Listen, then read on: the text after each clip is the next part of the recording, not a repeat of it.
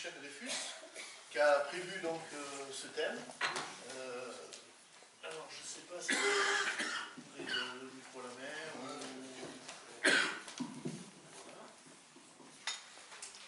C'est bon. Bon, tout d'abord, merci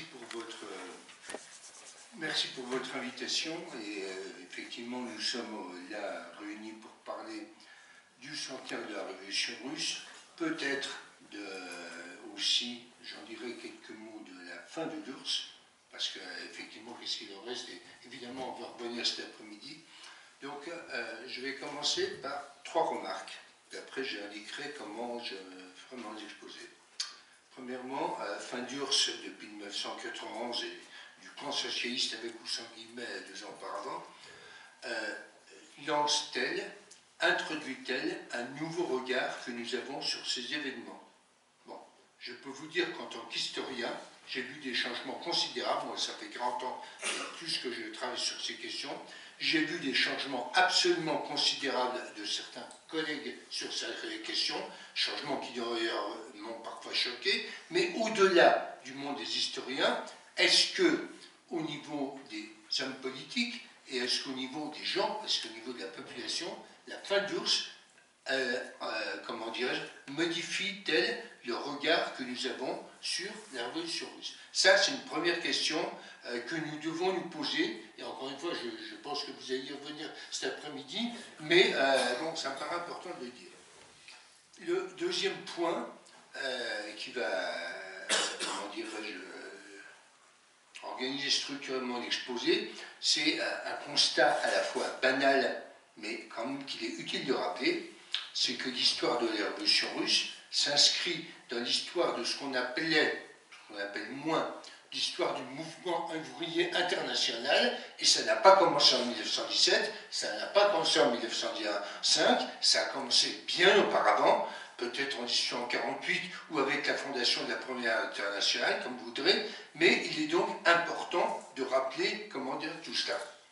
Troisième remarque, la révolution russe coïncide à peu près avec ce qu'un historien, grand historien britannique qui s'appelle Eric Hobsbawm appelle le court XXe siècle. Et moi, c'est une expression qui me paraît tout à fait bonne, que je reprends tout à fait à mon compte. Et bon, le court XXe siècle s'ouvre avec Eric Hobsbawm en 1914, donc vous voyez, 1917 n'est pas loin.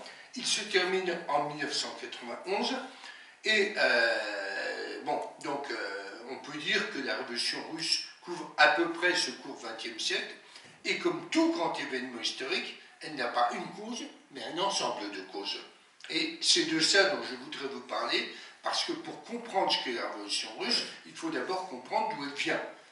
Bon, ses principales causes. Donc, mon exposé sera organisé de la sorte. Premièrement, je montrerai 3 causes qui me paraissent essentielles dans la révolution russe, en reprenant d'ailleurs un peu des choses qui ont été dites ce matin, mais en développement beaucoup plus longuement.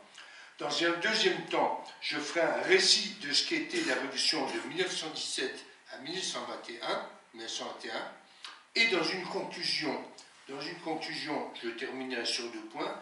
D'une part, en évoquant ce qu'était la politique de l'Union soviétique au sein du parti bolchevique jusqu'en 1929, c'est-à-dire grosso modo, pour aller très très vite, les luttes de fractions, particulièrement entre Trotsky et Staline, jusqu'en 1929, où date, à partir de cette période, on entre vraiment dans une autre période dont je ne traiterai pas, parce que je n'aurai pas le temps, et je voudrais, en conclusion, pour voir ce que nous pouvons penser un peu de la révolution russe aujourd'hui, rouvrir un peu le débat sur le totalitarisme qui était rouvert en France de façon, à mon avis, extrêmement discutable, et je pèse mes mots, à partir de 1991-95, en partie de certains ouvrages. Donc, je reprendrai un peu toutes ces questions pour voir, bon, parce qu'elles me semblent importantes, y compris dans la compréhension qu'on peut avoir aujourd'hui. Alors, premièrement, les causes de la révolution russe, j'en vois 3. J'en vois 3 essentielles. Alors, évidemment, on pourra rentrer plus avant dans les détails, mais j'en vois 3 essentielles. Et la première a été un peu évoquée ce matin, mais je voudrais revenir, c'est, tout banalement, il faut faire un état des lieux de la Russie avant 1917. Or, comme vous l'avez dit, en 1917, la Russie c'est quoi? C'est 160 millions d'habitants, c'est le pays le plus peuplé du monde occidental, c'est un pays dans lequel il y a 6 millions d'ouvriers. Donc qu'est-ce que ça veut dire? Ça veut dire que c'est d'abord un immense pays où la population est paysanne très largement majoritaire, et cette population paysanne, ne l'oublions pas, le servage a été aboli récemment, puisqu'il a été aboli en 1861. 1861, un certain nombre de réformes ont commencé à être faites par le tsar de l'époque qui s'appelait Alexandre II, et la plus emblématique, c'est l'abolition du servage en 1880, mais il n'empêche que cette période de réforme ne va pas durer, puisque Alexandre, un nouveau tsar, arrive au pouvoir en 1881 et s'engage dans une politique de contre-réforme. Et donc, le pays est toujours extrêmement agricole, et on a parlé de l'industrialisation. Effectivement, il faut en parler parce que c'est extrêmement important. Il y a une industrialisation, et de ce point de vue, on peut dire que la Russie est touchée par la révolution industrielle qui touche toute l'Europe, je ne parle que de l'Europe et peut-être un tout petit peu des États-Unis, avec le fait que cette révolution industrielle a mis plus d'un siècle, puisqu'elle a commencé en 1760 en Grande-Bretagne, elle commence en 1820-1830 en France, vers 1850 en Allemagne, et qu'elle touche la Russie à partir de 1880. Donc il s'agit d'un phénomène extrêmement tardif. J'insiste sur ce point, un phénomène extrêmement tardif par rapport à toute l'évolution qui a lieu en Europe. Deuxièmement, ça a été dit et c'est parfaitement juste, effectivement cette industrialisation tardive a eu comme conséquence qu'on est passé immédiatement et sans connaître le développement qu'on avait parfois connu en Grande-Bretagne, en France ou en Allemagne, à des énormes entreprises, ce qui fait que ce capitalisme tardif a engendré une concentration ouvrière extrêmement forte dans quelques villes, d'abord à Petrograd, mais un peu à Moscou, à Omsk, etc. Donc ça c'est tout à fait important, et je vais revenir sur les conséquences politiques qu'un des théoriciens du mouvement Trotsky a dit cela, parce que ça explique énormément de choses sur la révolution russe, ce qui se passe avant, pendant et après. Avant, pendant et après. Donc on a affaire à un État tout à fait, dans lequel la paysannerie, c'est le gros sac de pommes de terre, comme disait Marx, genre d'une civilisation secourable, est extrêmement puissante. On a affaire à un pays où le prolétariat est concentré dans quelques unes très puissantes. Troisième point fin, on a un pays où il n'y a pas de démocratie. Je veux dire, c'est tout à fait important, dans la mesure où, jusqu'à 1905, qu'est-ce qu'on a comme pays? On a un système autocratique avec un tsar qui rejoint le pouvoir et la religion, chose évidemment complètement inconnue en France depuis la Révolution française, et que la Révolution de 1905 va être une révolte contre ça, va être une révolte aussi, le pays a des difficultés, le pays, ne l'oubliez pas, vient d'être battu par le Japon en 1904, donc vous voyez, il y a tout cet ensemble, mais la Révolution de 1905 sera un échec, la Révolution de 1905 sera un échec, et après, effectivement, il y aura quelques tentatives réformatrices d'hommes politiques, Stolypine est le plus connu, pour essayer d'implanter une certaine vie démocratique. Elle ne sera pas complètement inconsistante, apparaissent quelques partis politiques, le parti considéré démocrate, mais la plupart des partis, à commencer par le parti bolchevique, sur lequel je vais revenir, sont clandestins, donc des formes de démocratie très limitées, et on voit toutes les résistances auxquelles, ces réformateurs modestes dont le rêve, c'est de développer une certaine bourgeoisie industrielle qui permettrait cette démocratie libérale, on voit ces efforts limités dans la mesure où Stolypine est assassiné en 1911. Donc, on peut dire qu'on n'est pas tout à fait revenu à la case départ, mais presque. Donc, à partir jusqu'en 1914, pardon, la Russie, dont j'ai parlé un peu des contextes économiques et sociaux, est un pays qui ne connaît pratiquement aucune vie démocratique, malgré quelques efforts qui n'ont guère été couronnés de succès. Donc, ceci est tout à fait important pour développer le guerre. Deuxième point, la guerre. La guerre, on n'a pas beaucoup parlé ce matin, j'ai quand même envie un peu d'en parler, parce que 1917, comme on dit M. Lapalisse, c'est 3 ans après le développement de la Grande Guerre, et je crois qu'il faut prendre conscience du fait de l'importance de cet événement inouï, qui explique encore d'ailleurs, à mon avis, bien des choses, qui explique tout le XXe siècle. Bon, et vous savez que la Russie était depuis 1992 dans un système d'alliance avec la France, puis après avec la Grande-Bretagne, donc du côté ce qu'on appelait la triple entente, et donc la Russie entre dans la guerre. Or la guerre, la Grande Guerre, bon, je vais un tout petit peu parler de la France, je connais moins la situation en Russie, mais on peut développer. Et d'abord, la Grande Guerre met fin à un siècle de pratique paix en Europe, puisque des guerres en Europe, il y a eu très peu. Il y a eu la guerre de Crimée, il y a eu la guerre de 70, mais enfin c'est quand même peu de choses. Bon, ça touche aussi la Russie. Ensuite, la Grande Guerre est, comment dirais-je, la première guerre industrielle totale, une mobilisation totale de la nation, une fête que un de mes collègues a démontré que la guerre avait touché tous les Français. Tous les foyers français, il n'y a pas de famille française qui ne soit pas touchée par la guerre.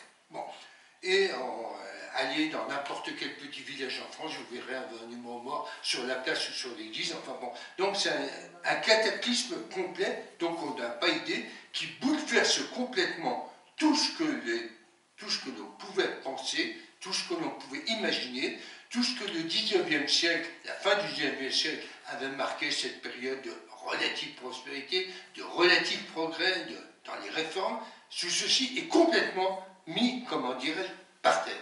Et tout ceci touche évidemment la Russie, puisqu'il y a quelques 10 millions de mobilisés, il y en a 7 millions sur le front, mais surtout que la Russie va être confrontée à cet événement inouï, qu'elle est battue par l'armée allemande dès la fin de août 14 à Tannenberg, une bataille qui font beaucoup de bruit, et à partir de là, les choses se délient de plus en plus, puisque rapidement, 1 million de morts, presque autant de prisonniers, et dernier point, tout le monde pense à 1914, aussi bien en France, en Russie qu'à Moscou, que la guerre serait courte. Erreur totale, la guerre était longue.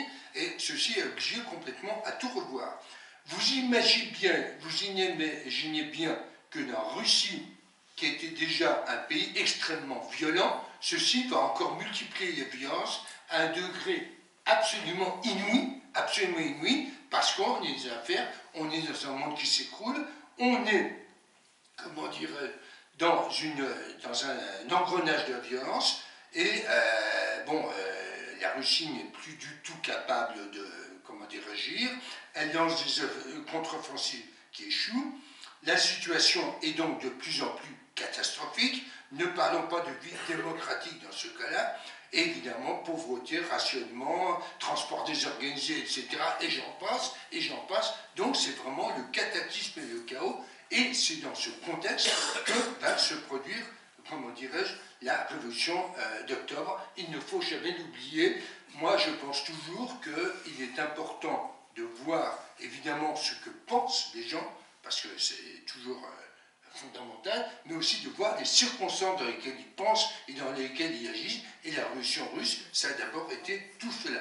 Et, je n'ai pas le temps de développer, mais un certain nombre de collègues ont réfléchi beaucoup à la notion de brutalisation. C'est-à-dire que la vie est de plus en plus brutale. La Grande Guerre, par sa violence, va introduire en Allemagne, en Italie, en Allemagne, on aura le nazisme, en Italie, on aura le fascisme, va introduire une notion de brutalisation, de violence, d'assassinat politique, etc.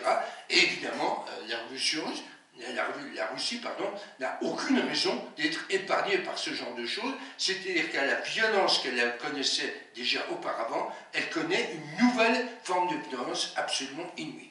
Donc ça c'est le deuxième point. Troisième point, il faut revenir un peu sur, comment dirais-je, ce qu'était la formation des dirigeants bolcheviques, Lénine, Trotsky, Kamenev, Staline, Boukharine et tant d'autres dont je ne peux pas parler. Et bon, je dirais deux choses. Premièrement, le mouvement ouvrier a commencé à s'organiser pour aller vite, disons, à partir de la Première Internationale. La Première Internationale a une vie courte qui s'est arrêtée quasiment au lendemain de la Commune en France en 1871.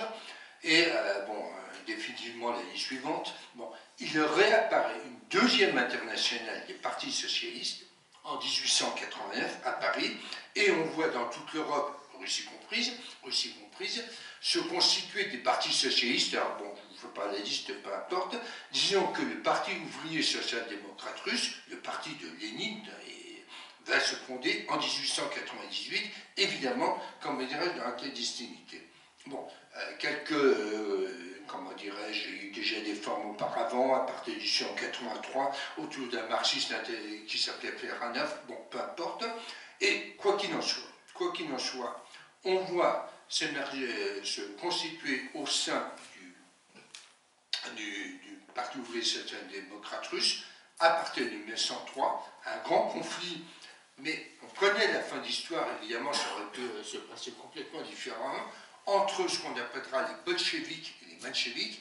Les bolcheviks étant, pour faire extrêmement court, parce que on pourra parler, on a rempli des tonnes de papier là-dessus, partisans d'un parti centralisé autoritaire, alors que les mencheviks sont partisans d'un parti plus ouvert, plus large, peut-être plus près des masses, et évidemment il y a eu des discussions absolument qui nous paraissent presque incompréhensibles parfois, mais encore une fois, il faut les reconstituer dans le contexte de l'époque, qui annoncent d'ailleurs des divergences futures, mais enfin bon, c'est extrêmement facile de dire ce genre de choses après coup. Moi, je me méfie toujours des histoires, j'aime bien faire l'histoire au moment où ça se passe, et pas après coup, parce qu'on tombe dans des jugements moraux. Bon, ça c'est le premier point.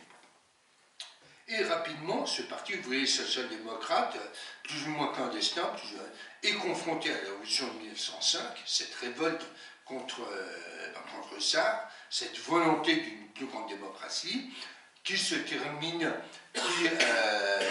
comment dirais-je, invente une nouvelle forme de vie politique, le soviet, sur lequel je vais revenir, et qui va se terminer réprimé dès 1905.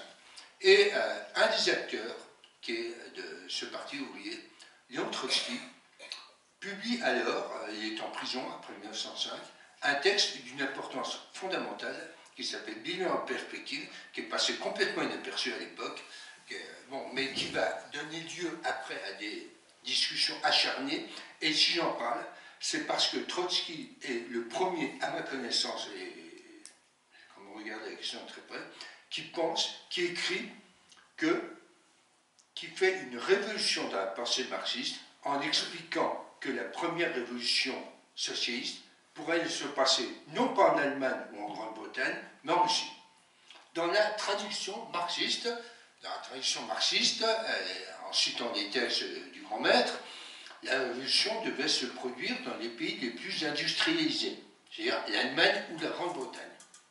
Et Trotsky renverse la perspective. Trotsky explique que la situation particulière de la Russie, le fait que le capitalisme était tardif, le fait que le prolétariat soit concentré en quelques grandes cités, peut lui donner un rôle. Le fait aussi qu'il n'y ait pas ou très peu de bourgeoisie capable de résister, peut faire que dans des circonstances exceptionnelles, eh bien ce soit la classe ouvrière russe qui ouvre la voie, qui fasse la première à la révolution socialiste, et selon la loi, encore une fois, du développement inégal du capitalisme et combiné, et faire que cet ensemble de circonstances tout à fait exceptionnelles donneront peut-être une responsabilité exceptionnelle à la classe ouvrière russe. Bon, à l'époque, ce texte était peu discuté, il n'y a eu pratiquement aucune influence.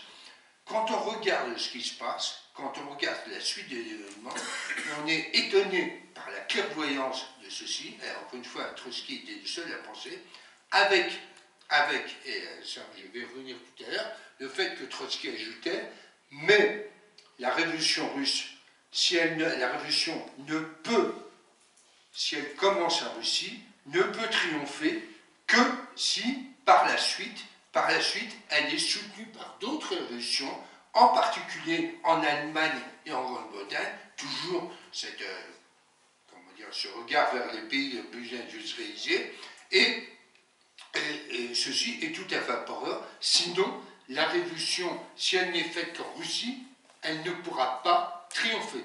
Elle ne pourra pas triompher, elle ne pourra pas aboutir. Bon, ceci est tout à fait important. C'est-à-dire que l'aspect international de la révolution était aussi important pour Trotsky que l'analyse nationale qu'il faisait en Russie. Et quand on regarde ce qui s'est passé, effectivement, il annonce avec une précision à la fois surprenante un certain nombre de choses qui vont se produire, mais aussi un certain nombre de choses qui ne vont pas se produire. Et à mon avis, c'est un des grands drames de la révolution russe, le fait qu'elle ait été isolée. Je vais y revenir tout à l'heure. Vous y faisiez allusion tout à l'heure, vous avez tout à fait raison, et je voudrais un petit peu, insister là-dessus. Donc, bon, je passe sur toutes les discussions qu'il y a eu entre bolcheviks, mencheviks, autres tendances socialistes, parce que là, vraiment, on a beaucoup écrit dessus, peu importe. Mais bon, il y a un renouveau de la pensée marxiste sur ces questions qui est important. Le deuxième point sur lequel il faut quand même insister, et suite, justement, là encore à la guerre, c'est que la guerre plonge les organisations du mouvement ouvrier dans une crise extrêmement profonde. Parce qu'en gros, elles n'avaient pas prévu cela, elles ont été incapables de lutter contre le déclenchement de la guerre, en particulier la Deuxième Internationale. Et bon, toujours la question, si Jaurès n'avait pas été assassiné, quel parti aurait-il pris? Évidemment, je n'en sais rien, mais bon, ça a joué, mais des causes beaucoup plus profondes. Et pendant longtemps, on va voir... bon, je ne prendrai qu'un exemple en France. La CGT, qui avait été fondée en 1895, la CGT était pacifiste, internationaliste et antimilitariste. En quelques jours, je dis bien en quelques jours, renversement complet. Renversement complet. Et pour vous donner un exemple, redisez les Thibauts. Les Thibauts, je veux dire, la fin des Thibauts, je veux dire, la course à l'abîme qui va de l'assassinat à Sarajevo au début de la guerre est admirablement tournée à travers la figure d'un militant socialiste qui essaie de sauver ce qui peut l'être et qui veut, on ne peut rien sauver. Je trouve que c'est absolument palpitant. Ça fait très bien revivre l'atmosphère de cette période, la fin des mondes, l'effondrement d'un monde, Et pour en venir à CGT, la CGT donc change complètement en quelques jours de position. Elle se rallie à ce qu'on appelle l'union sacrée. Elle se rallie à la guerre, vive la guerre, défendant la lutte contre l'Allemagne, etc. Elle réunit son comité confédéral en septembre 1914. 100 personnes représentant chacune une union éventuelle. Un seul opposant à la guerre, il s'appelait Pierre Monat. Il se demande, est-ce que c'est moi qui suis devenu fou ou est-ce que ce sont les autres? Et là aussi, la révolution russe, je veux dire, c'est passé dans son contexte. Vous avez dit tout à l'heure, quelqu'un a dit tout à l'heure, c'est tout à fait juste, que les bolcheviks ont tout inventé. Effectivement, ils ont tout inventé, et l'aide de cette intellectuelle politique qu'ils pouvaient avoir du mouvement ouvrier, il n'y en a aucune. Parce que le mouvement ouvrier est sans dessous pendant cette période. La Deuxième Internationale se met aux abonnés absents à partir de 1914, elle commencera à se constituer vaguement à partir de 1917, je passais encore sur les détails. Donc, vous voyez, je veux dire, il est important de rappeler tout ceci, parce que, ce qu'on ne fait pas toujours, parce que je fais simplement mon métier d'historien en déclarant tout ça. Donc, voilà à peu près, comment dirais-je, 3 causes qui expliquent largement la La Révolution russe. Alors, sur la Révolution russe, j'ai essayé de synthétiser, parce qu'évidemment, on a affaire à une foule d'événements extrêmement complexes, extrêmement nombreux, donc j'ai essayé de synthétiser pour rendre à peu près intelligible. Donc, je vais distinguer quatre périodes. La première va de février 1917 à juillet 1917. Et on peut, si vous voulez que je mette un titre, je parlerai peut-être de révolution bourgeoise en posant avec un bon point d'interrogation, parce que, bon, tout commence le 23 février, où un certain nombre de femmes descendent dans la rue, parce que, bon, le problème de nourriture, de ravitaillement, sont à vieux, etc. Et très rapidement, les manifestations sont réprimées. Et là, je veux dire, il n'y a absolument pas question de coup d'État. Le régime tsariste est dans un tel état de faiblesse que devant ces manifestations, il applique le 2 mars, c'est-à-dire une semaine plus tard. Donc, vous voyez, la rapidité de l'événement, ceci se passe extrêmement vite. Et dès lors, il se produit une situation complètement nouvelle, qu'on appelle de double pouvoir, entre d'une part un gouvernement provisoire qui est modéré, et d'autre part une nouvelle forme d'organisation qui est apparue en 1905, mais qui ressurgit, qui est le Soviet, c'est-à-dire qu'est le Soviet dans lequel sont expression des ouvriers et des soldats. Et la question, qui va emporter le pouvoir entre l'un et l'autre. Et, bon, et effectivement, dès cette époque, la guerre, la lutte, s'avive de plus en plus entre ces deux formes. Le gouvernement provisoire est d'avis de maintenir la Russie dans la guerre, de maintenir la Russie dans la guerre. Nous sommes en 1917 dans la guerre continue. Qu'est-ce que fait le nouveau gouvernement? Est-ce qu'on... Bon, il prend cette partie. Donc, il s'inscrit en quelque sorte dans la tradition du régime tsariste et il se déclare partisan de continuer la guerre aux côtés de l'entente. Au contraire, pour les soviets et en particulier pour Lénine qui revient à Moscou, en Russie, à partir d'avril, au contraire, il faut comment dire, se battre pour une paix blanche, il faut se battre pour arrêter la guerre. Donc on voit que la guerre est une question absolument fondamentale. Et puis, bon, dans les semaines qui vont suivre, il va y avoir deux choses. Le gouvernement modéré va être incapable de lancer quelconque offensive contre les Allemands. Donc il fait preuve de son impuissance à régler le problème du pays, le problème de la guerre étant fondamental. Et on assiste parallèlement à une montée de ce qu'on appelle des soviets.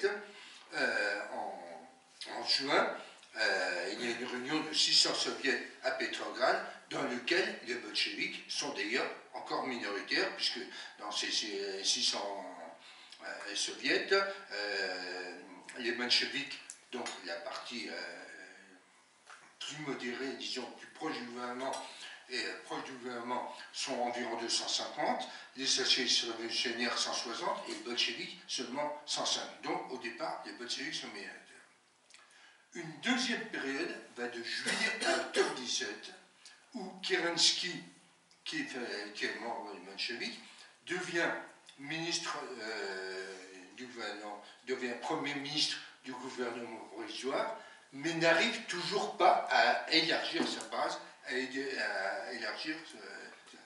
Et Kerensky est confronté rapidement, en août, à un putsch d'un officier qui s'appelle Kornilov, qui veut renverser le gouvernement provisoire et renverser que fait Kerensky? Il appelle les bolcheviks et les soviets à lui défendre, ce qui fait que le putsch de Kornilov est très rapidement quand même battu, mais évidemment Kerensky est considérablement affaibli et au contraire les bolcheviks ne cessent de se renforcer, ce qui va leur permettre, là encore je vais vite, de lancer effectivement un coup d'État en octobre et de prendre le pouvoir, mais là encore, dans un contexte de violence, dans un contexte où le gouvernement est très faible, et bon, pour vous donner une idée, ce coup d'État, il participe quelques 1600 gardes-roues, 700 marins, 90 militaires, donc c'est finalement peu de choses.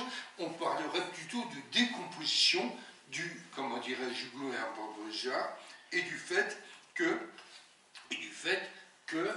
bon, le pouvoir, en quelque sorte, est à ramasser et à prendre. Donc, les hommes particulièrement décidés peuvent le prendre. À l'époque, à ce moment d'ailleurs, personne, sauf peut-être Lénine, pense que les bolcheviks vont pouvoir garder le pouvoir seul. Une troisième période de la révolution russe va de octobre 17 à la fin de la guerre, la Grande Guerre, en 1918. Le programme des bolcheviks, là aussi je passe sur bien des discussions, y compris au sein des bolcheviks, y compris entre Kamenev, enfin les plus proches, Trotsky, etc. Bon, je n'ai pas le temps. Le programme repose sur 3 points. Le programme des bolcheviks repose sur 3. La paix immédiate. Donc, de ce point de vue, il y a rupture totale avec ce que faisait le gouvernement provisoire. 2. La terre aux paysans. Et là, effectivement, cette mesure va permettre un certain soutien des paysans au nouveau gouvernement, ce qui n'avait pas été fait jusqu'alors. Et troisièmement, le droit des nationalités, comment dirais-je, l'autogestion, à l'indépendance. En fait, ça ne fonctionnera qu'en Finlande.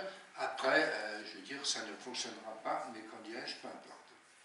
Personne ne pensait que les bolcheviks avaient le pouvoir, mais il n'empêche que c'est quand même de plus en plus ce qui se passe à partir de 1918. Au début de la Révolution, au début de février, il avait été prévu qu'une assemblée constituante définirait une nouvelle constitution pour le régime.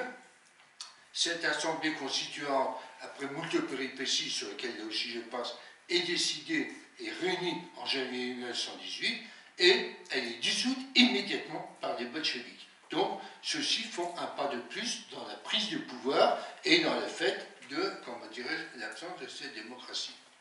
Et cet événement coïncide avec le début de la guerre civile,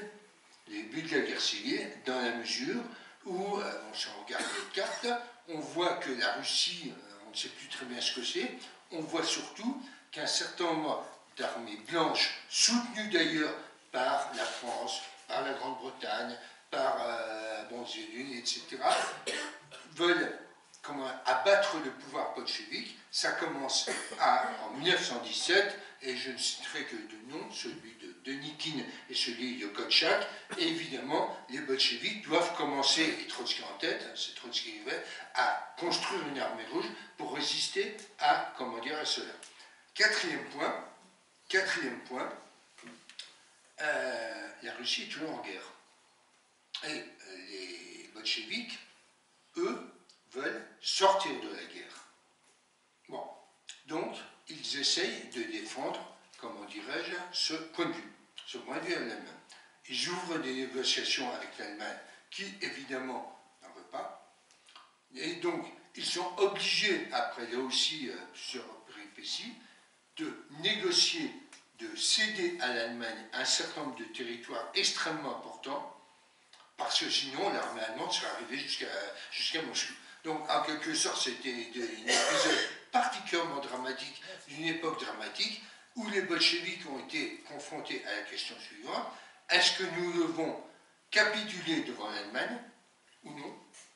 Et finalement, ils ont fait le choix, et je crois que c'est Lénine qui a finalement porté la décision, après des discussions acharnées au sein du parti bolchevique. Nous n'avons pas le choix, nous devons céder à l'Allemagne un certain nombre de territoires pour gagner du temps, parce que, ne l'oublions pas, les bolcheviks attendent toujours cette révolution internationale dont j'ai parlé. Il y a, je vais citer une anecdote connue, mais significative. La commune en France a duré 100 jours. Et Lénine et les bolcheviks étaient, comment dirais-je, fortement, évidemment, connaissaient bien l'histoire des communes, étaient très inspirés par l'histoire des communes, et on dit que un jour plus tard, Lénine aurait dansé de joie parce que nous avons notre gouvernement a tenu un jour de plus de la Commune. Je ne sais pas si elle était vraie, mais en tout cas elle pourrait être, elle est significative, elle veut dire deux choses. Elle veut dire d'une part que le gouvernement bolchevique a été constitué dans des circonstances absolument dramatiques. Et ça, on doit le dire et le répéter et le répéter.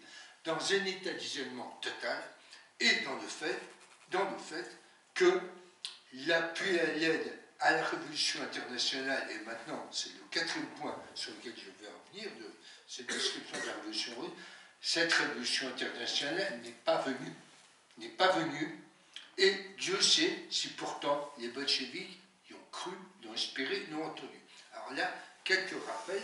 Bon, vous savez que la Grande Guerre se termine en novembre 1918, donc de ce point de vue, l'Allemagne est battue, ça c'est plutôt bon pour les bolcheviks. On sait qu'il y a une révolution manquée en Allemagne par les spartakistes, Rosa Luxembourg, une partie de l'aile gauche enfin, le futur parti communiste, mais cette révolution est très rapidement écrasée dans le sang, en particulier par les sociodémocrates, et de là, on arrive, à partir de là, compte tenu de ce qui s'est passé en 1914, l'attitude prise par les socialistes pendant la guerre, l'écrasement de la révolution allemande, il va découler de là une haine farouche entre socialistes et communistes. Et ça, c'est un élément complètement nouveau. C'est un élément complètement nouveau aussi dans l'histoire du mouvement ouvrier, qui aura des conséquences dramatiques dans bien des pays. Je n'en prends qu'un, c'est l'Allemagne en 1933, mais je pourrai développer.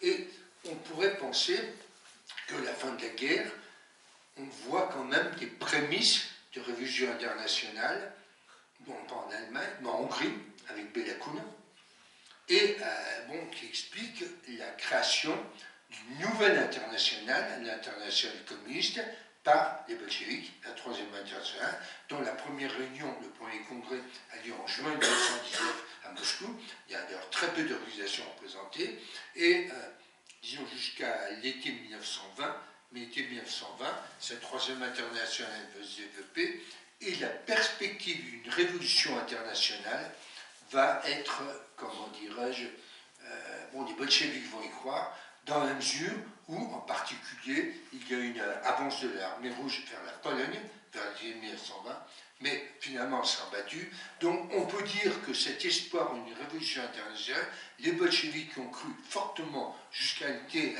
avec quelques, comment dirais-je, avec quelques degrés de véracité jusqu'à cette période, mais à partir de là, on entre dans une nouvelle période, ce qui fait qu'à la fin 2021, on voit où la guerre civile a continué, ne l'oublions pas, la guerre civile a continué, elle s'arrête à peu près en 21-22, on voit donc la Russie sortant, non pas de 4 ans de guerre, mais beaucoup plus, 7 ans, puisque la guerre mondiale a succédé à la guerre civile.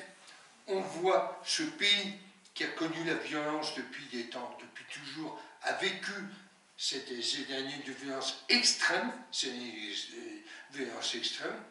Évidemment, l'apprentissage de la démocratie dans ce contexte est totalement possible, et on a vu de plus en plus les bolcheviks prendre le pouvoir de façon de plus en plus autoritaire, et ceci apparaît en mars 1921, où un certain nombre de marins de Kronstadt, qui avaient participé à la révolution, qui avaient été les plus fidèles soutiens des bolcheviks à la révolution en octobre 17, se rebellent contre le pouvoir bolchevique en demandant le retour à plus de liberté, le retour du pouvoir aux soviets, le retour donc à la fin de cette période tout à fait exceptionnelle.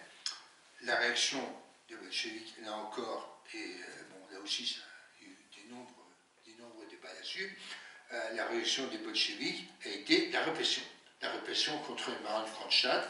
On a fortement reproché à Trotsky, pas Lénine, mais enfin bon, porte autant de responsabilités. Quoi qu'il en soit, on voit donc à la fin 21 que la Russie est dans un état absolument catastrophique, un État complètement isolé et à aller aux mains d'un parti qui lui-même, compte tenu de ses concessions, mais très largement aussi des circonstances, a été obligé de, comment dirais-je, concentrer de plus en plus ses pouvoirs de façon de plus en plus autoritaire et de façon de plus en plus dure.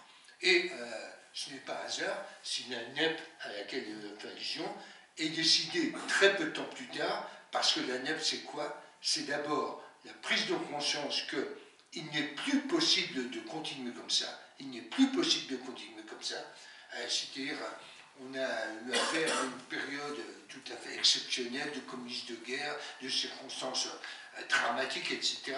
Mais il faut arriver d'une part à ce que l'économie du pays reparte un peu, il faut un peu desserrer la vis, donc il faut un peu desserrer tout ça. Donc voilà l'état des lieux en 1921-1922. Et alors là, je vais conclure par deux choses. D'une part, évoquer très rapidement ce qui se passe au sein du parti bolchevique qui gouverne l'Union soviétique de 1922 à 1929, parce que vraiment on entre dans une période, et puis après, je dirai quelques mots sur la question du totalitarisme. On voit donc que, à partir de 1922, les bolcheviks, Lénine, Trotsky aussi, Trotsky a même proposé la NEP avant Lénine, ne l'a pas, ça n'a pas été fait, mais bon, peu importe, je n'entre pas dans les détails. On voit donc que la NEP introduit la volonté à la fois de vouloir commencer à restaurer un peu l'économie d'un pays qui est complètement effondré. Pour mémoire, je rappelle que la NEP donnera des résultats. En 1927, la Russie aura atteint sur le plan agricole industriel à peu près le niveau qui est le sien en 1913. Donc vous voyez comment on part de bas. Bon. Et c'est aussi une façon de, comment dirais-je, desserrer cet autoritarisme, cette centralisation extrêmement forte. Bon.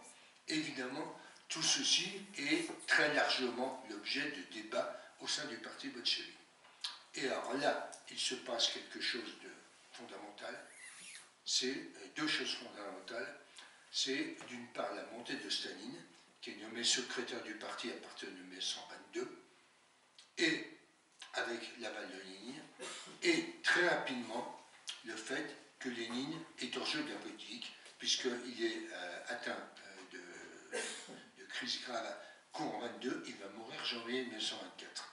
Et Lénine, et là il y a quelque chose d'absolument dramatique là aussi, se rend compte rapidement de la brutalité de Staline, et se dit non mais c'est pas possible, on n'aurait jamais dû le mettre à place, propose une alliance avec Trotsky pour effectivement il faut changer un pays, et ne peut pas le faire parce que il est hors jeu exactement à ce moment-là. Il y a déjà longtemps un historien qui s'appelle Moshe Lewin a écrit un livre qui s'appelle Le dernier combat de Lénine, dans lequel il retrace, mais jour par jour, à partir de lettres que Lénine écrivait, le fait que le dernier combat de Lénine a été contre l'autoritarisme de Staline. Ce sont des choses connues. Je rappelle tout ça parce que, à l'époque, je vais venir où on dit que Lénine, il y a encore eu un exemple, un livre qui a été publié par Stéphane Courtois ces jours-ci, qui montre que Lénine était, depuis 1902, un criminel épouvantable. Non, je veux dire, Lénine était, certainement a fait des erreurs, des fautes, etc., mais, comment dire, en faire quelqu'un assoiffé de pouvoir, etc., je veux dire, ça ne tient pas debout. Je veux dire, ne pas tenir compte de cet état de connaissance, c'est quand même extrêmement, extrêmement curieux. Quoi qu'il en soit, les années qui suivent se marquent par donc, la disparition de Lénine, la montée de Staline et le grand débat, socialisme dans un tel pays que défend Staline, ou révolution permanente, c'est-à-dire révolution internationale que défend Trotsky. Bon, et ça c'est un débat de fond, une lutte à mort à partir de 1923, et qui va durer 4 ans, un peu plus, sur ce plan. Or, là encore, si on regarde la situation internationale, il faut le faire, on voit que le mouvement ouvrier international ne connaît que des échecs. Ne connaît que des échecs. Je rappelle que Mussolini a pris le pouvoir en 1922. Une nouvelle révolution, alors bon, il mettra du temps à devenir vraiment un État totalitaire, etc. Mais enfin, l'élimination des oppositions commence à cette date. Et l'Allemagne connaît une tentative de révolution en Allemagne qui sera un échec. Le Parti communiste anglais, qui avait connu des débuts prometteurs, est confronté à une grève extrêmement grave, importante en 1925, pour lequel se mobilisera l'internationale communiste, une organisation syndicale. Bref, la grève sera là aussi un échec et le Parti communiste battu, et dès lors il ne pèsera plus beaucoup sur la vie politique.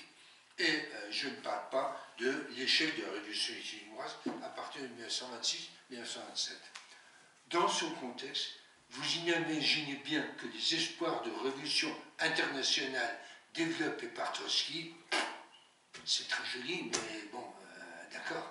Mais bon, et effectivement, la question se pose, qu'est-ce qu'on va faire? Qu'est-ce qu'on va faire? Et évidemment, Staline joue complètement là-dessus, en disant, on ne va pas se faire acquérir, eh ben, on va commencer à construire des sociétés dans un seul pays. Bon, et en gros, alors, bon, là aussi, je n'entre pas dans le détail de toutes les luttes qu'il y a eu au sein du parti bolchevique pour Staline, pour éliminer Trotsky et les trotskistes, puis Boukharine et ceux qui en étaient proches, pour aller vite, pour aller très très vite. Disons que l'opposition de gauche, avec toutes ses nuances, est battue à partir de 1927. Trotsky est exilé à partir de cette année à Almaty en 1927. Et 2 ans plus tard, Boukharine et ses, comment dirais-je, sont battus. On peut dire qu'à partir de 1929, Staline règne définitivement sur le parti bolchevique et va pouvoir se lancer dans les grandes réformes, mettre fin à la collectivisation, etc. Là, on entre dans une autre histoire de l'URSS, une autre période de l'histoire de l'URSS. Bon, je ne parlerai pas parce que, bon, ce serait beaucoup trop long, mais enfin, grosso modo, comment ça s'est passé la chose. Mais il faut bien voir que dans le débat qu'on a qualifié de révolution permanente, révolution internationale ou société dans un pays, c'était un débat fondamental au sein du parti bolchevique, un débat fondamental pour l'histoire du mouvement ouvrier, un débat qui, comme le dit Jacques Deutscher, qui était le grand biographe de Trotsky, s'est déroulé dans un silence effrayant.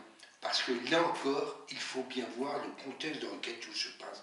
Encore une fois, la Russie se relevait péniblement, mais bon, la vie démocratique était très faible. Le parti bolchevique était relativement coupé des masses. Bon, donc ces questions étaient complètement ésotériques à la plus grande partie, comment dirais-je, à la plus grande partie de la population. Donc, bon, Staline a joué évidemment sur le fait que, bon, nous devons continuer, nous devons continuer à construire le socialisme, on ne va pas attendre une révolution pour ne rien faire, etc., etc. Tout ceci a pesé très fortement et au-delà des personnalités, au-delà des heures tactiques qu'a fait Trotsky, il en a fait beaucoup à l'époque, je veux dire, Staline représentait bien mieux l'état de la Russie que ne représentait Trotsky à l'époque. Et c'est ça dont il faut prendre conscience. Mais tout ceci vient de loin et tout ceci s'explique largement par tout ce que je vous ai expliqué. Alors, pour finir, je voudrais dire quelques mots sur la question du totalitarisme, parce que cette question s'est posée, s'est reposée plutôt de nouveau en France à partir de 1991, c'est-à-dire que la fin d'URSS a donné un nouvel élan à ceux qui pensent à totalitarisme et aux courageuses personnes qui, après coup, ont dénoncé l'URSS comme un État totalitaire, comme l'Allemagne et l'Italie. Bon. Un des tristes exemples de cette réalité, a été fait par le livre de François Furet, qui s'appelle Le passé d'une illusion, dans lequel livre dont je pense le plus grand mal, livre qui est malhonnête, qui est faux sur un tas de choses, qui est tendancieux sur un tas de choses, mais enfin bon, là encore je n'entre pas des cas, mais surtout, et c'est ma critique principale, est un livre qui est absent, où l'histoire sociale est complètement absente. C'est-à-dire qu'on s'intéresse à l'idéologie, on s'y intéresse mal, on fait des erreurs, etc. Mais par contre, l'histoire sociale, ça, on ne connaît pas. On connaît pas. Or, la totalitarisme, c'est quoi? C'est une idéologie, c'est une théorie. Alors, on associe souvent le totalitarisme à la personne de Hannah Arendt. Bon, Hannah Arendt a dit un tas d'erreurs sur un tas de choses, je passe, mais surtout, Hannah Arendt n'est pas l'auteur de cette théorie, c'est-à-dire qu'elle a été développée très largement à partir de 1926 par un certain nombre de penseurs de toute nature, aussi bien de l'extrême droite à l'extrême gauche, pour essayer de comprendre un phénomène nouveau qui se passait, c'est comment interpréter les nouveaux régimes qui sont nés après la Grande Guerre. Et de ce point de vue, il est vrai que quand on regarde l'Allemagne, l'Italie et l'URSS, on a affaire à un modèle, on a affaire à des sociétés qui sont entièrement différentes à tout ce qui pouvait exister avant 14. De ce point de vue, c'est quelque chose de justifié. Et les tenants du totalitarisme, bon, idéologie qui a eu beaucoup de succès avec Hannah Arendt, notamment pendant la guerre froide après 1951, mais bon, je n'entre pas non plus dans ces histoires, s'appuient, en gros, disent, oui, il y a parenté, il y a analogie entre les sociétés allemandes, Italie et fascistes, parce que une seule idéologie, le fascisme, le nazisme, le communisme, un seul parti fasciste, le parti nazi, le parti communiste, une seule police, l'élimination de toute opposition et l'atomisation de toute société qui est complètement écrasée, émiettée par ce totalitarisme. Bon. Sauf que, bon, moi je veux bien qu'on fasse des analogies, effectivement, de ce point de vue, il y a des analogies formelles, mais la comparaison ne tient qu'à la condition que l'on établisse aussi des différences, ce qu'on ne fait jamais. Et c'est bien le problème. Bon, alors, essayons d'aller un tout petit peu plus loin quand on regarde les différences. D'abord, différence dans le temps. Est-ce que l'URSS est totalitaire à partir de 29, à partir de 36? À mon avis, suivant pas mal d'autres historiens sérieux qui pensent à ça, l'URSS est totalitaire des années 33-34 à la mort de Staline, à partir de... Après la mort de Staline, le totalitarisme disparaît, non pas que la démocratie soit revenue complètement, mais on passe du totalitarisme à l'autoritarisme, qui n'est pas la même chose. Et quand on regarde la société soviétique à partir de 1954, 55, 58, ce n'est plus la même société que Staline. Bon. Même chose avec l'Italie. Je pense que l'Italie devient un pays vraiment totalitaire à partir de 1937 et pas à partir de 1922. Il y a une période intermédiaire. On peut en discuter rien. De même, l'Allemagne, ça devait plus vite, ça devient à partir de 1934-35. Mais surtout, les différences ne sont pas uniquement dans le temps. Les paysans, les différences sont énormes. On a affaire à des sociétés dont la base sociale, dont l'origine sociale est complètement différente. Quoi de commun entre l'Allemagne, qui a connu une industrialisation rapide à partir de 1880, qui était le pays de plus d'industrialisation, le plus industriel de la planète avec la Grande-Bretagne, avec la Russie, qui présentait, comme je l'ai dit, un visage complètement différent. Je passe sur le fait que l'Allemagne et l'Italie se sont constitués en nations de façon tardive, vers 1870, alors que la Russie, ils étaient beaucoup plus anciens. Je passe sur le fait que l'idéologie nazie, fasciste et communiste n'a évidemment pour moi rien à voir, je m'excuse, absolument rien à voir. Je passe sur le fait que la politique extérieure nazie a été agressive dès le début, ce qui n'était pas le cas de l'Union soviétique, et peu le cas de l'Italie fasciste. Je passe sur le fait que l'antisémitisme a été constitué, on ne le sait que trop, une des bases du, comment dirais-je, de la politique nazie, que cette politique a été reprise par l'Italie, mais à partir de 1937. Je ne dis pas qu'elle n'ait pas existé non plus en URSS, je pourrais en parler, mais enfin bon, elle était limitée, donc là aussi il y a une différence énorme. Et je pourrais dire, et peut-être ça introduira ce que vous dites, ce dont vous parlerez cet après-midi, c'est que la sortie du totalitarisme a été extrêmement différente, puisqu'elle s'est achevée de façon on ne peut plus catastrophique en 1945 pour l'Allemagne et l'Italie, ce qui n'a pas été le cas pour la Russie, parce que, encore une fois, la Russie a abandonné le totalitarisme avec la mort de Staline en 1943, est passée à l'autoritarisme, et la Russie s'est dissoute de façon pacifique, je dis pacifique, en 1991. Donc les différences sont énormes. Et encore une fois, quand on veut faire des comparaisons, pourquoi pas, si ça peut permettre, comment dirais-je, si ça peut permettre d'aider à la compréhension, c'est tout à fait bien, mais il ne faut pas uniquement prendre les éléments de ressemblance, il faut aussi prendre des différences, et à mon avis, elles sont beaucoup plus nombreuses. Beaucoup plus nombreuses. C'est pourquoi je dis, et je pense que nous en reparlons cet après-midi, que comment dirais-je, évoquer simplement le communisme comme un mal criminel, le mal du XXe siècle, etc., comme ça a été fait, comme ça a encore fait à tour de bras, est quelque chose de réducteur, faux, dans la mesure où jusqu'à la fin, la société soviétique a été une société contradictoire, encore marquée par les idéaux socialistes de la Révolution d'octobre, et à la fois complètement défigurée par certaines pratiques, effectivement, exécution de masse, etc., absence de démocratie, etc., qui ont nu fortement, mais je pense qu'on a eu affaire à une société complètement contradictoire, et moi, je pense que c'est à partir de là que nous devons commencer à réfléchir. Je vous remercie. Je vous remercie. Avant de débattre, là, les personnes qui souhaitent prendre le repas sur place informent Henri. C'est toi, Henri, qui prend. Voilà,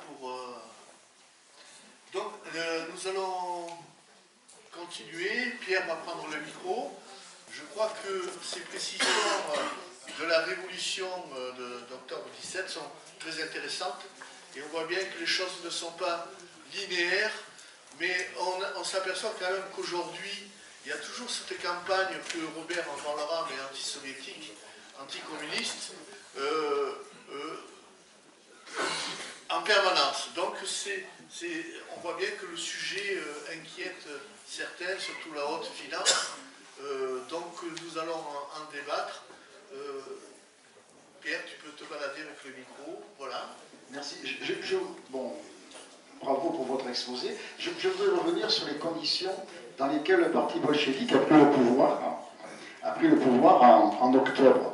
Vous l'avez dit d'ailleurs, hein. En gros, ce pouvoir, il l'a ramassé parce qu'il était quasiment par terre.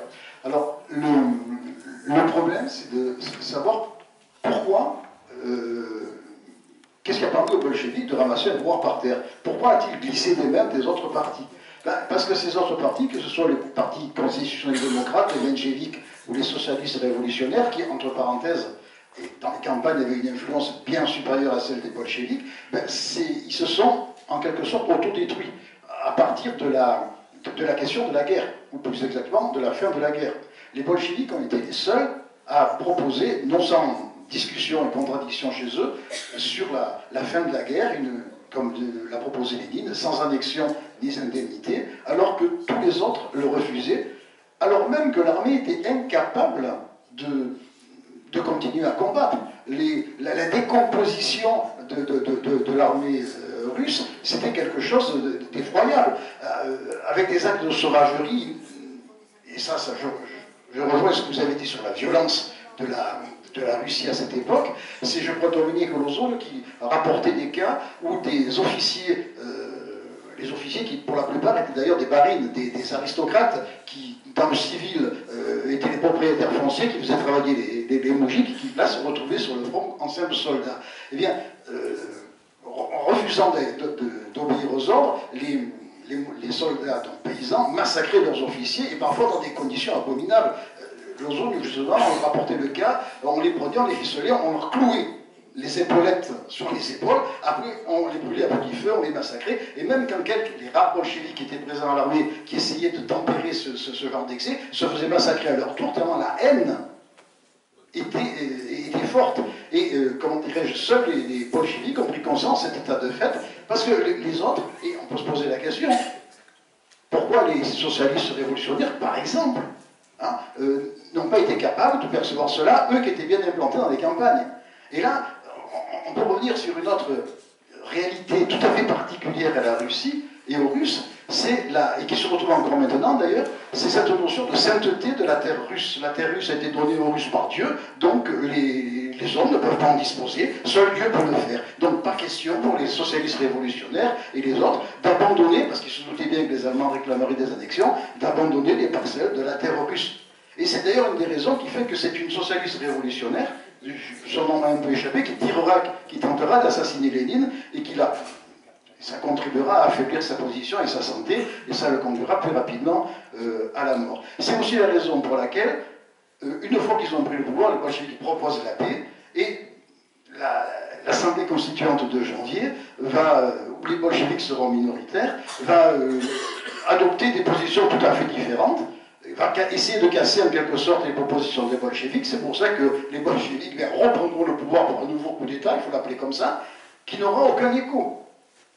Hein, parce que les deux révolutions, celle d'octobre et celle de janvier, enfin les deux coups d'État, si on regarde bien, les seules victimes, c'est la cave du tsar, hein, tel que le représente Eisenstein dans son film Octobre, où les bolcheviks font irruption et détruisent, ça c'est regrettable, des milliers de bouteilles de sauterne, mais à part ça, le nombre de morts est quand même extrêmement limité. Hein. Et cette notion de sainteté de la terre russe, elle va empoisonner aussi, y compris les bolcheviks, puisque celui qui va mener les négociations, c'est Trotsky. Et Trotsky va, pendant un certain temps, adopter une attitude ambiguë, ni paix, ni guerre, en essayant de louvoyer, en croyant que les Allemands vont accepter un compromis, etc.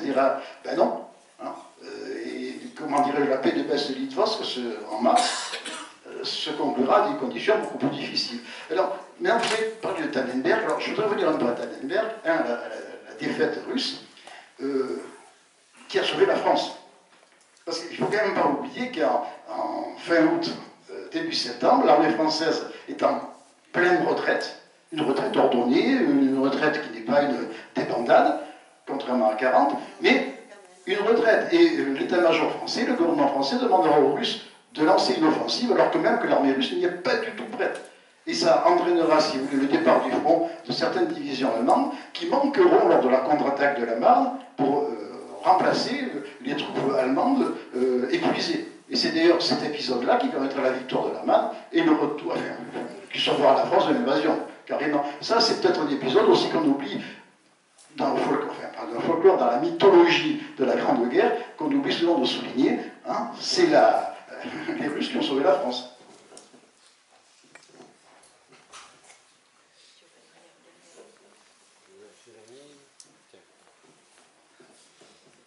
Oui, pour en revenir à la question du totalitarisme, est-ce que finalement on pose la bonne question? Parce que il n'y a pas de transition, on va dire, d'un état de démocratie, de liberté au totalitarisme. On ne peut pas passer au totalitarisme s'il n'y a pas un état préalable d'autoritarisme. Et finalement, est-ce que la vraie question, c'est pas celle de l'autoritarisme? Et est-ce que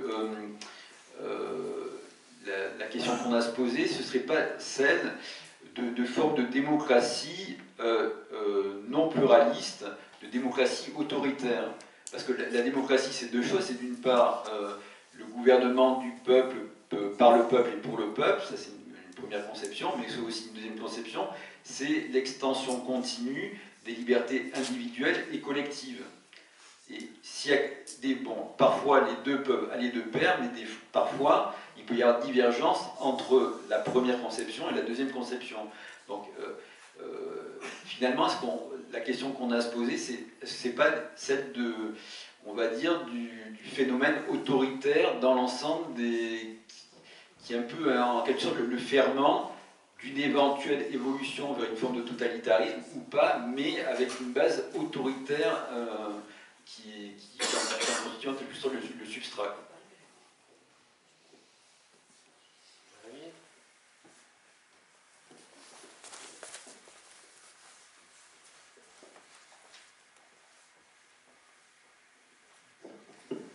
Alors,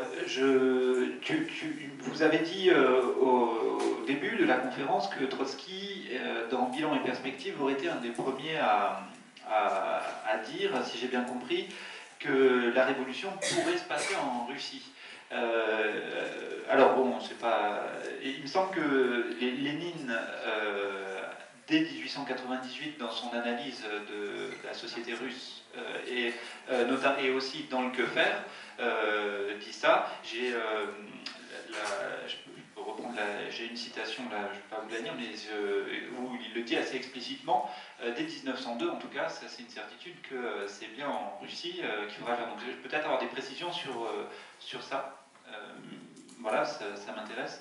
Le deuxième élément sur lequel je voulais poser une question, voilà, je suis content parce que du coup ça a été évoqué, c'était le fait qu'en fait, octobre 17 est assez non violent. Il semblerait même que les canons d'Aurora ont tiré à blanc, en fait.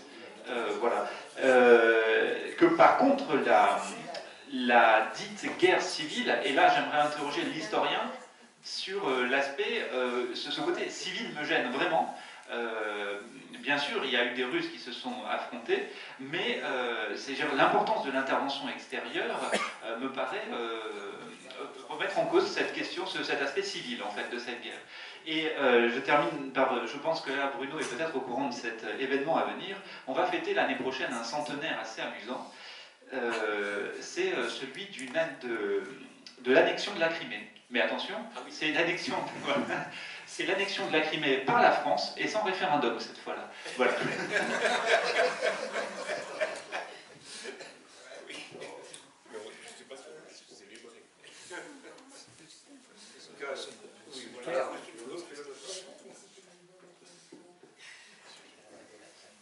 Moi, je voudrais faire deux remarques sur la révolution en Russie.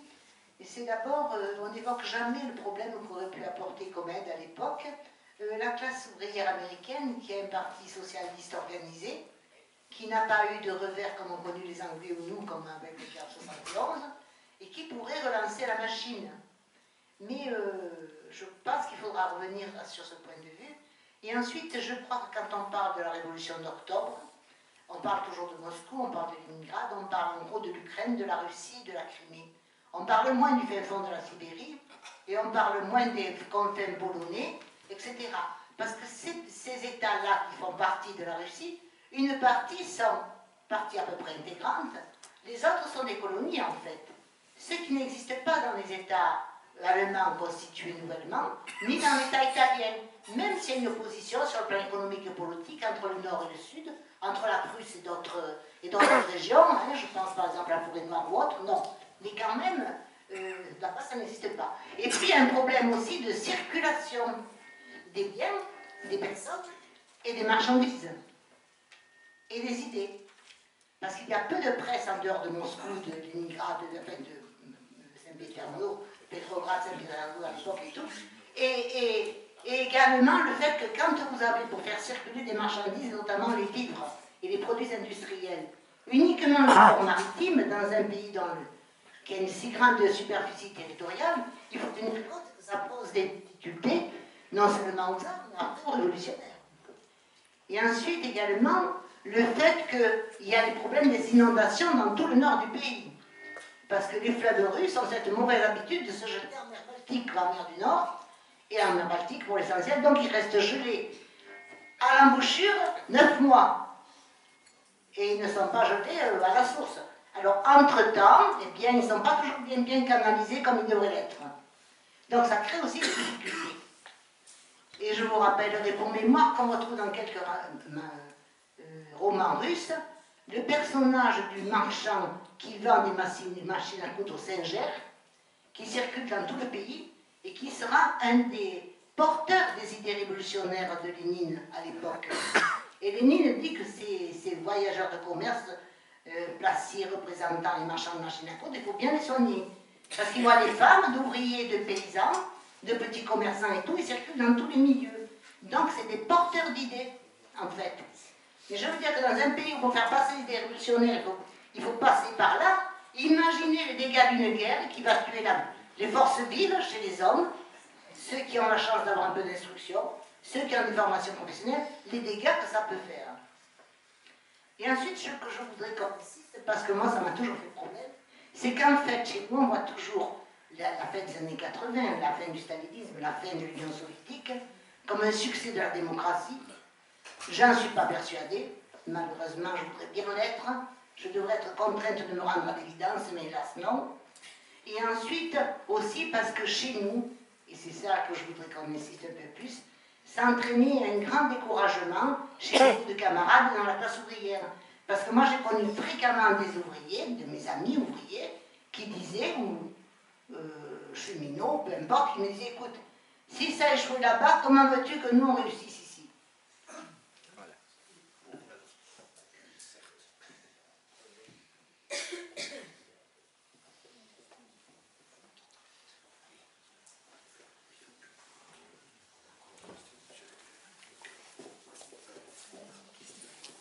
Je vais essayer de faire vite.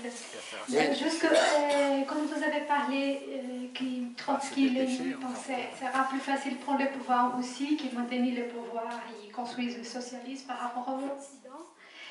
Et justement, je dis, si on pense que c'est la bourgeoisie en Occident, elle est forte, d'où la bourgeoisie, entre guillemets, russe, elle était faible, et c'est pour ça que c'était possible de faire la révolution aussi en Allemagne.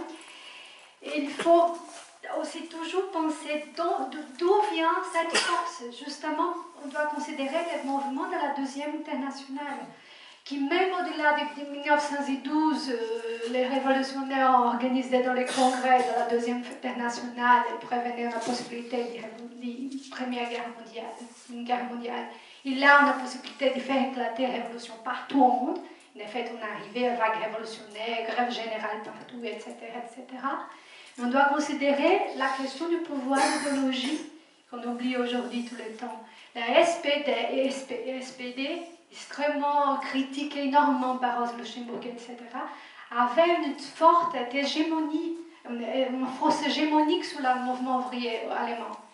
Et ça a joué un rôle très important. C'était on limite un blocage, paralysé au mouvement ouvrier allemand. C'est pour ça que j'arrive à la conclusion de penser. Les fascismes et les nazismes, c'était plutôt une conséquence d'une révolution internationale manquée, que plutôt penser qu'il y a, voilà, c'est l'agonisation, l'antagonisme social était arrivé à son maximum, qui a bourgeoisie à fonder ces régimes totalitaires. J'ai quelques mots là. C'est juste pour donner quelques éléments. La révolution d'octobre en Russie, il faut tenir compte quand même des traditions, des coutumes de la Russie de l'époque et d'aujourd'hui qu'on retrouve. C'est un peuple que mon épouse, malheureusement, n'est plus là, mais qui a beaucoup étudié. Par exemple, tu parlais des échanges. Par exemple, il y a des documents du XVIe siècle où des voyageurs français étaient surpris que d'aller d'une ville à une autre, il fallait des visas. Et après, on comprend l'histoire des visas dans l'époque de l'Union soviétique, même jusqu'aux années 90. Mais après, il y a toute cette imprégnation de cette culture russe, du mysticisme, la religion, et aujourd'hui, on voit bien comment Poutine utilise ça pour pouvoir garder le pouvoir. Je crois que cette réalité, on n'est pas tous pareils dans les pays, on a une évolution différente et une culture très différente, et aujourd'hui, on le voit avec la Russie d'aujourd'hui, tous ces éléments. Donc, je crois que c'est des éléments qu'il faut prendre en compte pour comprendre ce qui s'est passé. Juste un mot pour moi, il y avait un historien, je partage assez son idée, qu'en 1924, il y avait une contre-révolution avec l'arrivée de Staline.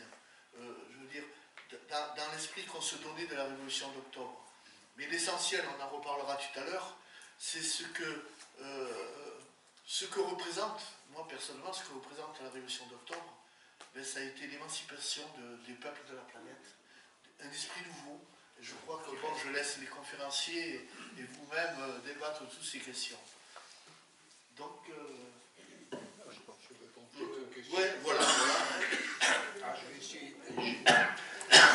essayer de répondre à l'essentiel des questions en faisant vite parce que l'heure tourne. Bon, j'invite sur la guerre parce que ce qui a été dit en premier, en gros, je suis absolument d'accord sur le fait que la guerre, le fait que la Russie est en guerre, comme un élément essentiel. Je passe sur toutes les discussions autour de Brest-Litov, s'il y a eu Trotsky, il n'y a pas que Trotsky, mais le choix finalement qui s'est posé, Lénine l'a dit, nous devons perdre de l'espace, c'est-à-dire donner un certain nombre de territoires pour gagner du temps, et nous n'avons pas le choix. Et finalement, je pense que de ce point de vue-là, c'était justifié dans des circonstances extrêmement difficiles, et c'est le choix qui a été fait. Il me semble qu'il n'y avait pas d'autre choix possible.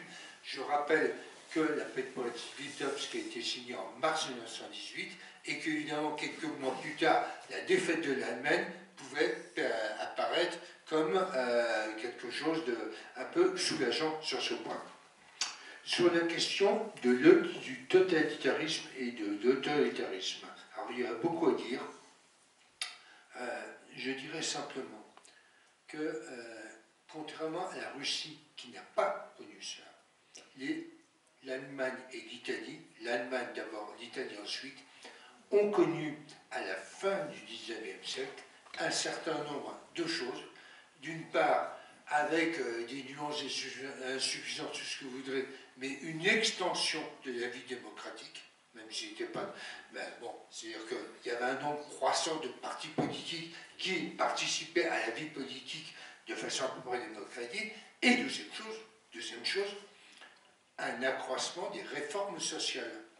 Je rappelle, bon, ce sera un tout autre débat, mais après tout, ce sera intéressant aussi, que c'est l'Allemagne qui a inventé en 83-88 ce qu'on appelait à l'époque les assurances sociales, et qui a abouti à la transformation, aboutir à la sécurité sociale en France, mais que ces assurances sociales prenaient en charge à partir des années 90 la réforme maladie, la maladie, la vieillesse et les accidents du travail. En Allemagne, il y avait 15 millions de personnes qui étaient couvertes par ce système, ce qui n'est pas rien. En France, il y avait 2 millions péniblement couverts par ce qu'on appelait les retraites ouvrières et paysannes, et surtout que ce système était co-géré ou géré par les syndicats et le patronat allemand, de façon diverse d'ailleurs, aussi je n'entre pas dans les détails, de cette façon.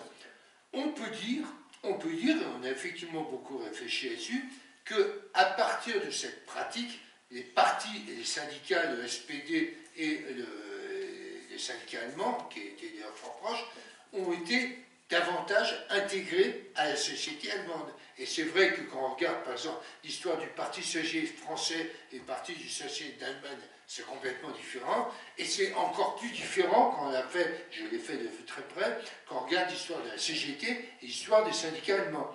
En gros, les syndicats allemands co-géraient ce système, donc mettaient quand même un bémol à la revendication, même si je n'oubliais pas complètement, alors que la CGT à l'époque ne pensait qu'une chose, c'est faire la grève générale, abattre l'État capitaliste et faire la révolution. Bon, là je schématise, mais enfin, ça explique encore beaucoup de choses par la suite. Donc évidemment, il faut prendre en compte toutes ces réalités et voir que le mouvement ouvrier européen est extrêmement divers, complexe, il est encore aujourd'hui, et que, bon, quelque part, une très belle formule de Goethe, grise est la théorie, vert est l'arbre de la vie. Moi j'aime beaucoup cette formule, parce qu'elle montre effectivement comment toute cette diversité, cette très grande diversité, qui est encore aujourd'hui et qui s'explique très largement par l'histoire, mais je n'entre pas dans le débat parce que ça nous emmènerait très loin. Sur la question de bilan de perspective, là je suis catégorique. Lénine s'est effectivement interrogé, et Jean nous l'a très bien montré, donc je n'y reviens pas, sur les possibilités de développement du capitalisme en Russie des 98-99, mais à l'époque, jusqu'en 1914, il va commencer à changer, jusqu'en 1914, il n'envisage qu'une possibilité de révolution bourgeoise, je mets des guillemets, c'était comme ça qu'on disait à l'époque, dans cette société capitaliste en plein développement. Il n'a pas du tout envisagé ce modèle de révision internationale que Trotsky a développé dans le bilan de perspective. Là-dessus, je suis absolument catégorique, j'ai regardé ça de près, non. Et encore une fois, avec toute l'incidence. Bon. Sur les questions de la guerre civile, effectivement, il y a eu, à partir de 1917, ça commence en décembre 1917 et le terme Médéïkine, un certain nombre de guerres civiles en Russie qui sont dues à la fois aux opposants des partis bolcheviques de plus en plus autoritaires, centralisés et, disons, de mots dictatoriaux, donc socialistes révolutionnaires mais qui se divisent entre la droite et la gauche, mencheviques, socialistes modérés, partis considérés démocrates, je parle des royalistes, qui sont soutenus pour une part par des paysans, mais qui sont soutenus aussi par ce qu'on appelle la croisade des 14 nations. Le mot n'est pas de moi, il y a Churchill, c'est-à-dire la Grande-Bretagne, la France, la Pologne, bon, j'en passe, donc qui, avec toujours le motif, l'ambition d'abattre le régime bolchevique, parce que là encore, ne faisons pas d'anachronisme, on sait très mal ce qui se passe en Russie en 1918, pour ne prendre qu'un exemple, en 17-18, pour ne prendre qu'un exemple, en France, on commence à savoir qu'il y a une révolution en février, une semaine après, les nouvelles sont très mauvaises, il y a la censure, il y a un médecin, donc l'information n'est pas menue. Il n'empêche que les guerres civiles qui ont duré en Russie de 1917 à 1921, donc en gros 4 ans, 21-22, ont été à la fois une conjonction de ce refus du bolchevisme par les partis politiques, mais aussi par, les armées, par les puissances alliées. Sur les réactions de la classe ouvrière américaine, elles ont été faibles. Trotsky était encore aux États-Unis au fin 16, début 17. Bon, donc il connaissait un peu. Elles ont été très faibles et il ne faut pas se faire d'illusions. Le Parti communiste américain est faible dans les années 20. Il est en but, en particulier, il n'est pas le seul, les anarchistes le sont aussi, en but d'une répression extrêmement féroce. On sait l'affaire Sacco et von Zeti en 1927. Mais il n'a pas grande influence. Il en aura un peu plus à l'époque du New Deal, à l'époque de... mais c'est notre époque, l'époque de Roosevelt, à partir de 32-33, mais effectivement, il n'est guère en mesure d'influer sur, le mouvement, sur ce qui peut se passer. Encore sur la révolution internationale, je dirais deux choses. D'une part, je vais un peu plus précisément, je n'ai pas évoqué l'Italie, sauf pour évoquer la montée du fascisme. La montée du fascisme s'explique en partie par une réaction au fait que l'Italie a connu une situation quasiment révolutionnaire en 1920, révolution qui n'a pas abouti, qui a fait extrêmement peur à la bourgeoisie, qui dès lors a trouvé dans le parti fasciste le meilleur moyen de faire le l'offensive contre cette offensive révolutionnaire, et avec le succès qu'on connaît. En Allemagne, les choses sont passées très différemment. Je dirais qu'il y a 4 éléments qui permettent de comprendre l'arrivée de l'État au pouvoir. D'une part, l'Allemagne, c'est une banalité de le dire, mais c'est une importance énorme, est en 1918 une nation vaincue. C'est une nation vaincue et donc humiliée. et donc d'autant plus humilié qu'il y a un parcours dans l'Allemagne, les gens de ce qu'on appelle le coup de poignard dans le dos. En d'autres termes, nous avons été trahis par nos politiciens parce que l'armée n'avait pas été vraiment battue, et c'est vrai que les armées allemandes, les armées étrangères arrivent très peu en Allemagne en 1918. Très peu en Allemagne. Donc jusqu'en 1918, l'armée allemande a pu dire nous avons tenu par rapport à l'ennemi, mais la défaite, c'est vendu de politiciens et c'est juifs, etc. Bon, ça c'est une importance énorme.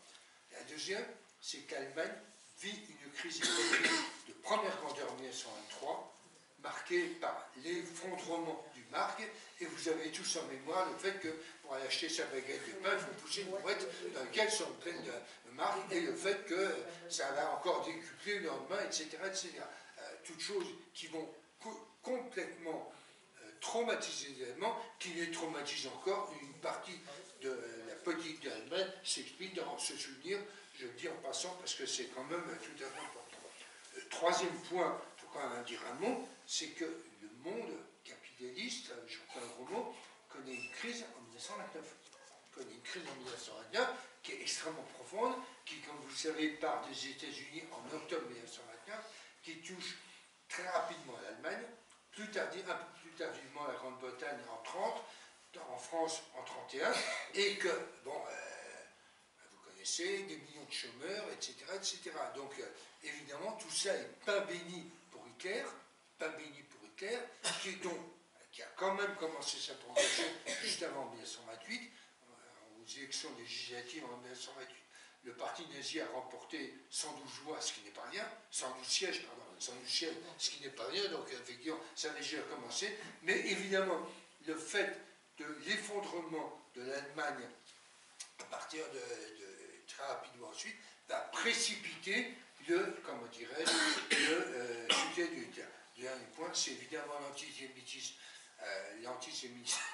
de Hitler, qui s'inscrit dans un antisémitisme existant en Allemagne de beaucoup plus longue date, mais dont je ne peux pas parler ici, parce que là encore, on y sera à 4 ans l'après-midi.